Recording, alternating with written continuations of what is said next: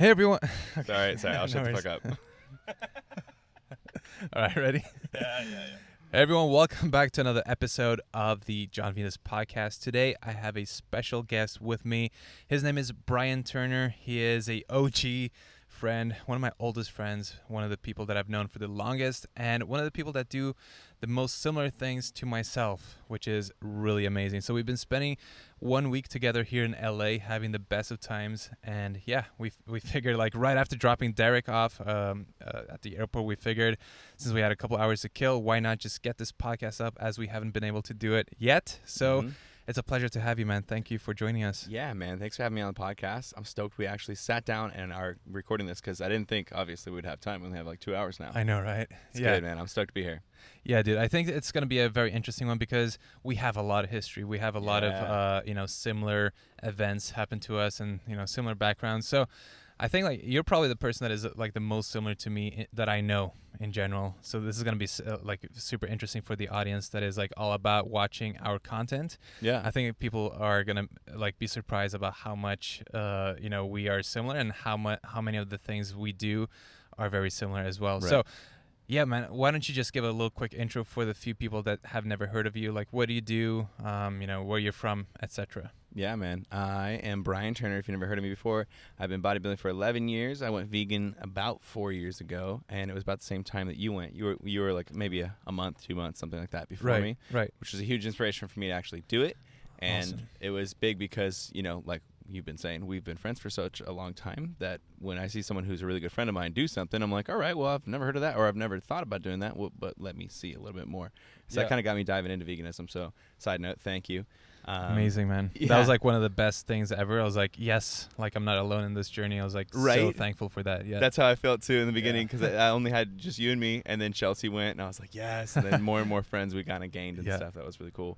If you don't know about my channel, it's just like fitness, and then I've like shared my acne journey a while back, and I do all sorts of different stuff, but mostly it's food, fitness, and acne now. It's some good content, man. We do very similar things. Yeah.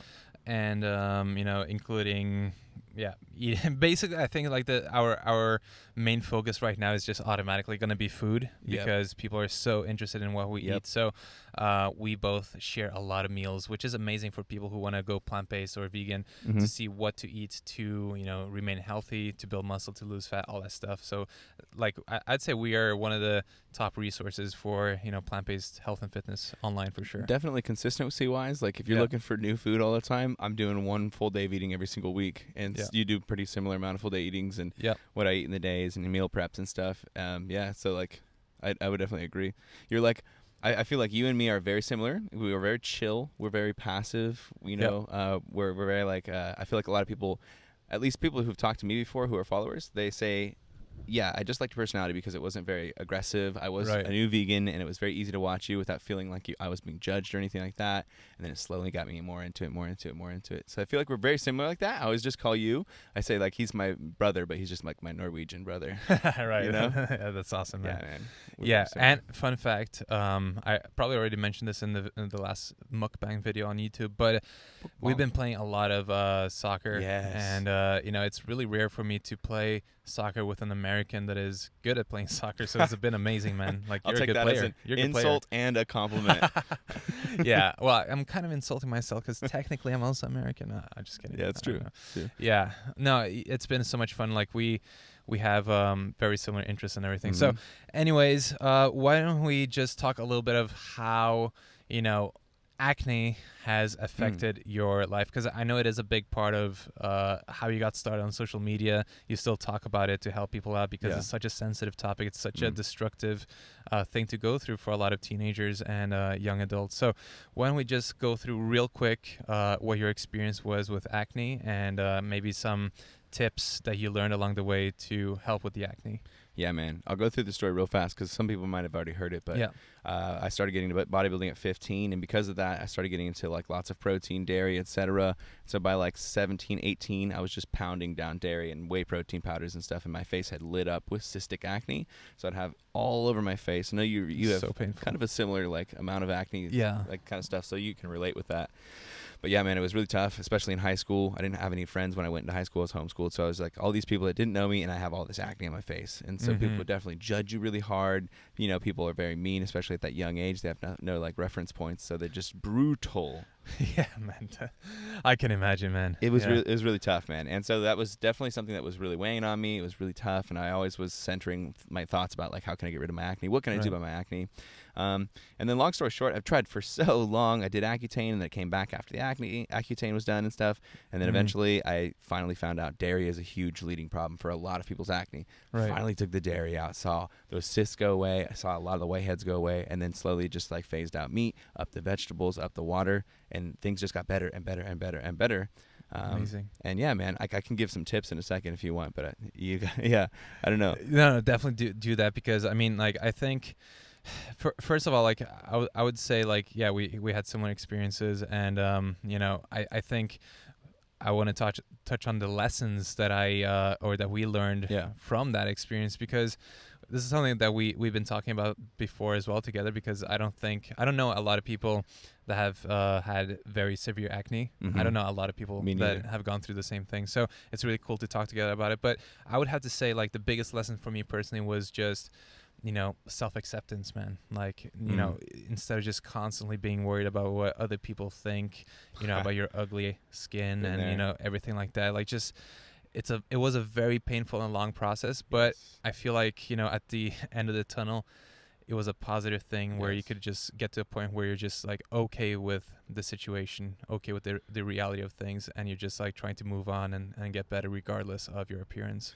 Yeah, man, it gives you a thick skin, doesn't it? Yeah, for sure. It's definitely it sucks when you have it, sucks when you're dealing with it, but after you kind of have had it for a long time, you start to realize how much it's taught you and how much it's built you up. 100%. Because like you're saying, man, absolutely, it gives you a really thick skin, and it makes it so that when people, like, for example, doing YouTube or something like that, that was easy to make the choice when people were telling me, like, that's a stupid choice, that's weird, it's not going to work out. I was like, all right, yeah, but you've been saying that about everything about me. Like, you've been making fun of me and stuff, so I don't even care and stuff.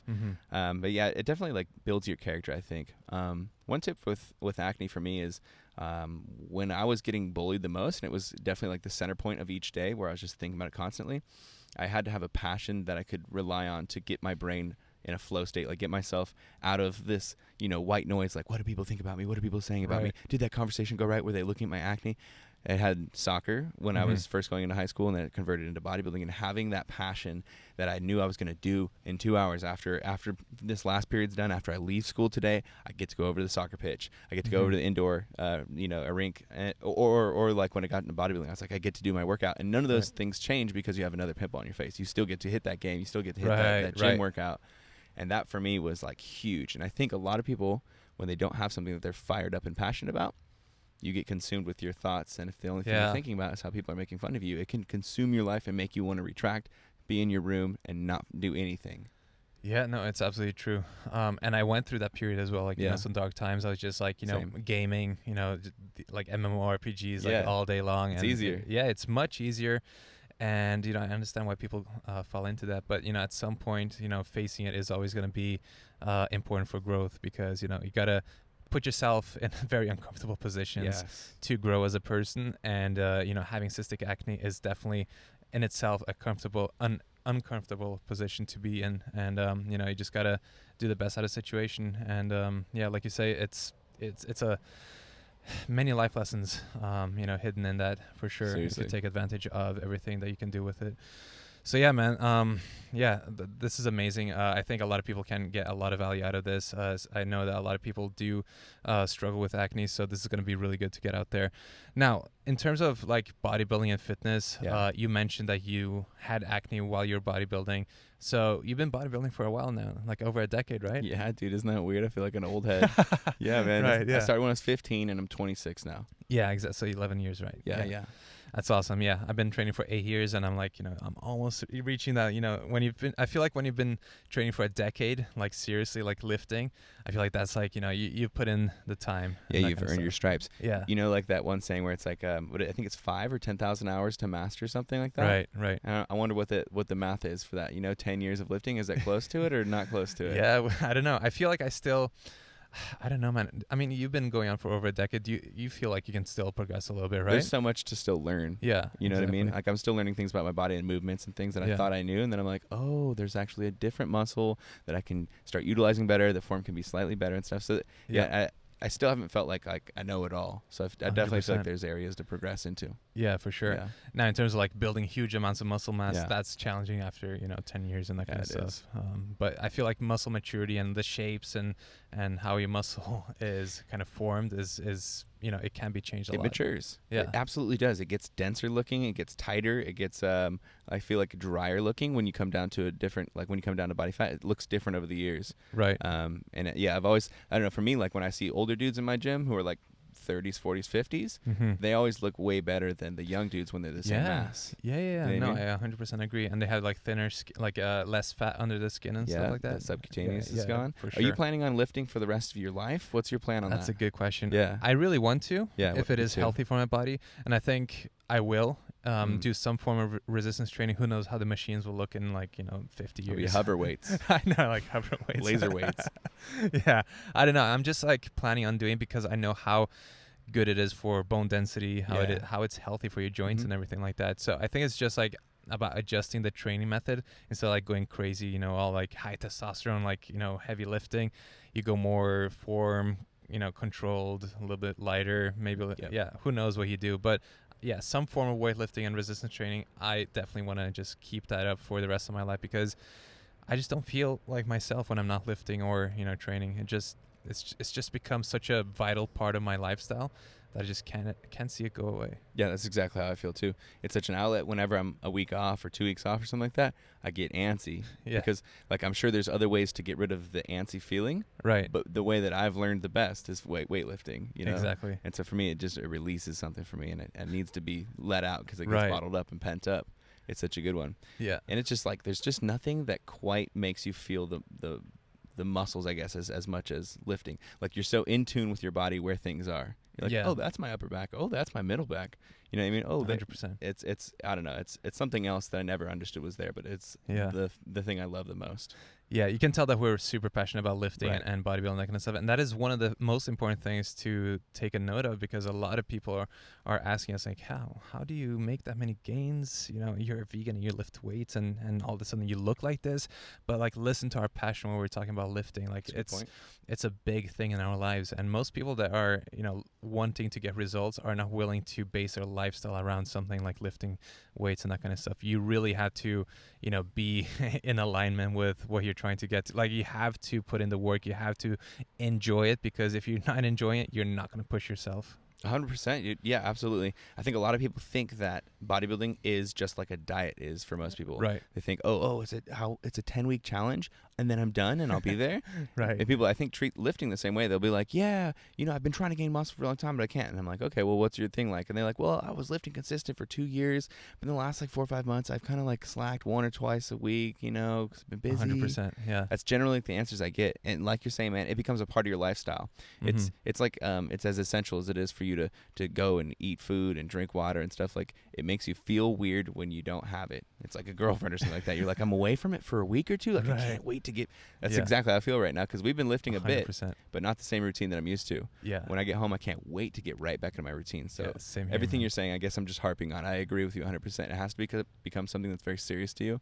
Yeah. It's not something that you go in and out of and stuff. If you want to accumulate over the years and become better and bigger over time. Yeah, that's such a good overall general tip for sure, and we could go on forever with like small tips on how to maximize fitness. But this is what we do on a daily basis, so just head over to our social media, Instagram, YouTube, to get more information on how to do that. But I want to touch on the last subject, which is kind of like this ex-vegan movement kind of thing, because it is, we've been vegan for 4 years now, and this has never happened before. So I'm excited about it because it's something like it's different, and it's not exciting because it's a good thing. No. It's not a good thing that people are, leaving. But it was veganism and that inevitable, kind of so it had to come, 100%. And we're dealing with it. Yeah, so we find ourselves in the midst of this crazy back and forth, like this clash between meat eaters and vegans online. It's funny.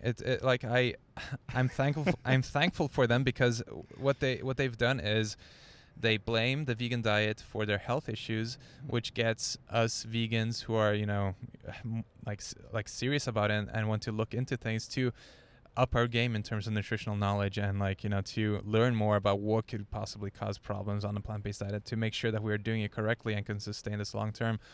So I do feel like, it's not only bad, it's great that people, see that people, for example, who eat only raw vegetables run into trouble so that we don't do that, right? Yeah. There's so many different things that I think are interesting about people who have gone ex-vegan that I think the carnivore channels and things like that, they like to conveniently just scoop over and just use this all as like a giant propaganda sweep. Right. That's like the extreme version of it. Yeah. Right. So like the thing that I always think is funny is there's like four? I don't know. There's four main ones. There's probably a couple other ones that people like ex-vegan recently in the last year or 2 or 3 years. Right. Right. But I mean, how many people are in a hospital right now?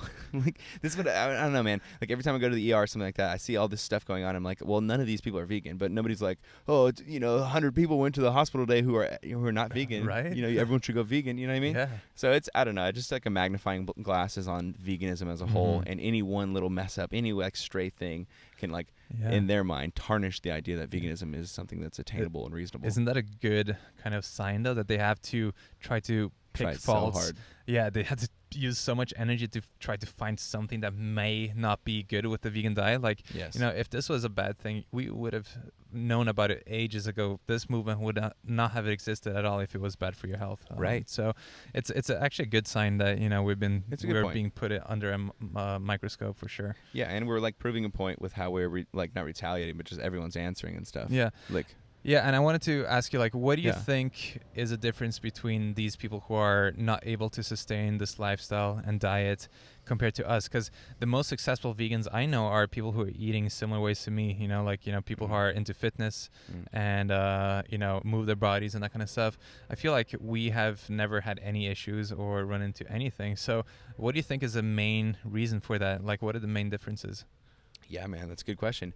I mean, when I saw all this going down, I've made a video because I was like, all right, there needs to be something on the other side, just some positivity to get everyone excited again. Because, I feel like a lot of people are questioning themselves. People who haven't done the research and they more so are vegan and they don't really look into it much, but they just love it. I feel like a lot of them are questioning themselves and being like, is this unsafe? Is this going to be bad in the long run? Yeah. Anyways, long story short, I made a video where it was just like, well, check out some of these really lifelong vegans who are doing crazy things. These Olympic sprinters and these Olympic weightlifters and all this other stuff. Right. And a lot of them are like 20 plus years. Some of them are like 30, 40 years. You know what I mean? Right. So that's an amazing video, by the way. Thanks, man. I appreciate it.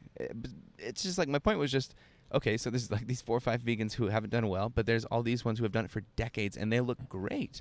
And I think it just proves a point that there's a difference that's obviously being neglected by the ones who are going ex-vegan. And my personal viewpoint, I don't know, is that a lot of them don't eat a lot of calories.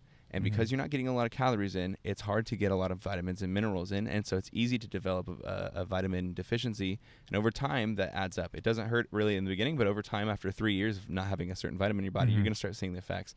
And I think a lot of it hit people. Like one of them, they made a video, and then the rest of them were like, oh, I think I've kind of been thinking that too. Yeah, and then they give the same exact excuses and reasonings behind it. So that's also a little bit sketchy to me, like why everyone has the exact same symptoms when I've never heard anyone else having those SIBO or whatever, these symptoms. Like it's a bit weird to me. It looks like a scapegoat more than anything, like people who, weren't really in it, for whatever reason. Like we don't know these people, well enough to know what made them change, but it just seems like they're using these, claims as a scapegoat and something to justify their, their new eating habits. Yeah, it's kind of like a pack mentality. You know what I mean? It's hard to be the first one to go through the door, and then you see someone else do it, and you're like, all right, well, I saw what happened when they went through the door, so now I can finally open the door too. Right. Yeah, whatever. Yeah. I feel good. I would not want to be them, though, with all that backlash. And, there's a lot of drama going on. No, but, thanks. no, I'm staying away from that for now, for sure. Yeah, man. Okay, well, I think that we covered a lot of things. We covered acne. We covered bodybuilding. Covered the how to succeed or like why people are going ex-vegan. So I think we got a pretty decent podcast in today, man. I'm sure we're gonna be able to make loads more content when we get together. Maybe in London. Yeah, that would be cool. And then hopefully you can make it over to America again, and we can do another hangout session soon after London. 100%. That would be amazing. Yeah, for man. sure. Yeah. All right, man. Well, thank you guys for listening in on Apple Podcasts. If you enjoyed the podcast, make sure to leave a review. And where can people find you, man? Oh, yeah, you can find my podcast. It's Beyond the Podcast on iTunes. Or if you want to find me on any of the Instagram or YouTube, you can just punch my name in, which is Brian Turner. Yeah. Awesome. Yeah, definitely do that, guys. It's worth it. Anyways, thank you so much for listening, and we'll talk to you guys again soon. Peace out.